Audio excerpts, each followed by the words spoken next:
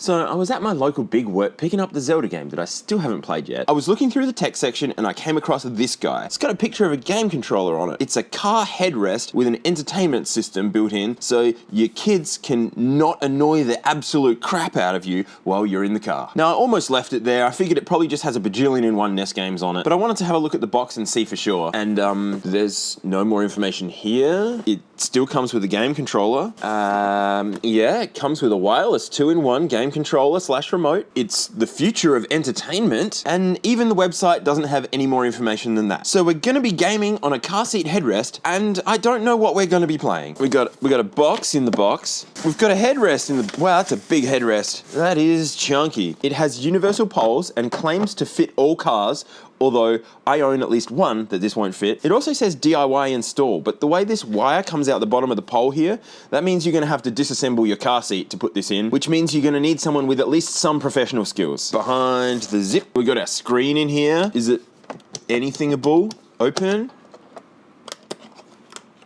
Sony? Okay, so it's not all unbranded garbage. This is the optical pickup for the disc drive. The disc just sort of splats in there. What about in this box? We've got gritty batteries, only the best quality headphones, a lot of plastic things, which I guess are to adapt it to your car. Here's our game controller. Oh, all right.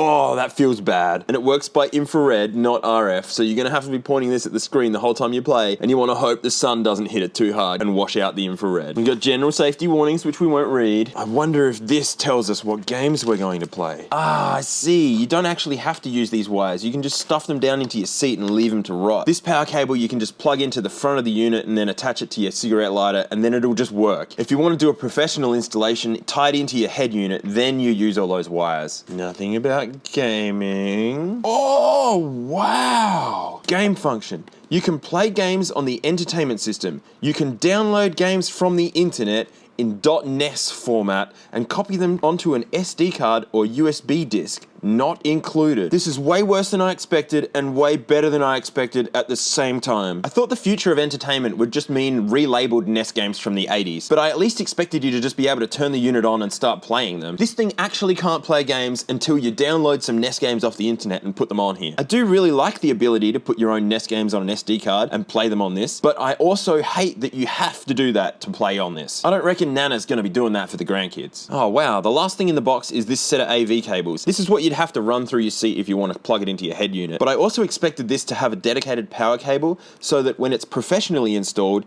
you don't have this cable running through your car. This has to be plugged into the front all the time. Any installation is going to need this cable. It can't be run through the seat with the AV cables. This is a really crap design. If there's no way to make all the wires hidden, why bother making any wires hidden? Let's put in the Gritties. I think Gritty is the best battery name I've seen. It makes no sense, and it's very funny. Let's pretend we're plugging this into a car 12-volt supply. Power. So with nothing in here, this is what we get. This says FM. It must have a radio built in. I can choose different frequencies, but I can't set frequencies? Prog? Prog. Oh, wow. Okay, this is not what I thought. It doesn't have a built-in FM radio. It sends the sound via FM, so you can tune your car stereo into it and then hear whatever's playing on this through your whole car stereo. So that's actually quite a nice feature. It means that you don't have to use these AV cables, but you'll get better quality if you do. Well, let's see how a DVD works first. Do we have sound? It's got speakers in it. You can see them through the holes. What about through the headphone jack? No? Volume up. I wonder if it's because I turned the FM on. Hey! Now let's try those inbuilt speakers. Oh yeah, the bass just went away. Yeah, it plays DVDs fine, I'll give it that. But what about the gaming? Well, I've just fought my way onto a pirate ship and I've come away with a folder full of NES games and I've put them on this red USB drive. Let's see what they do.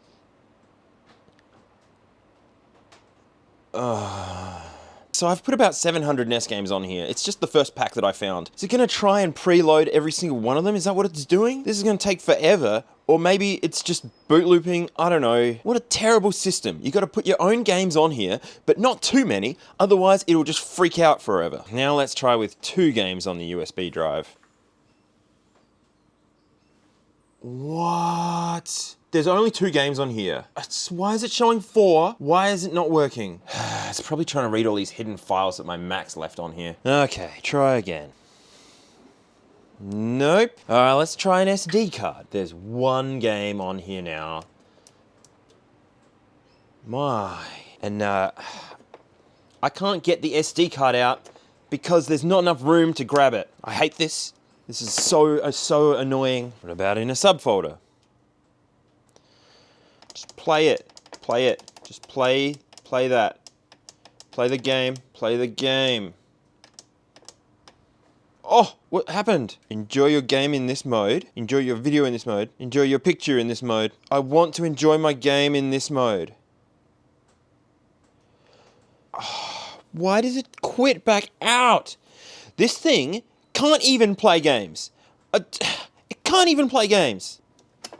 That's how you get the SD card out. The built-in emulator that it didn't even say anything about doesn't even work. There's no way that I'm going to be able to test out this gloriously terrible looking piece of e-waste as a controller.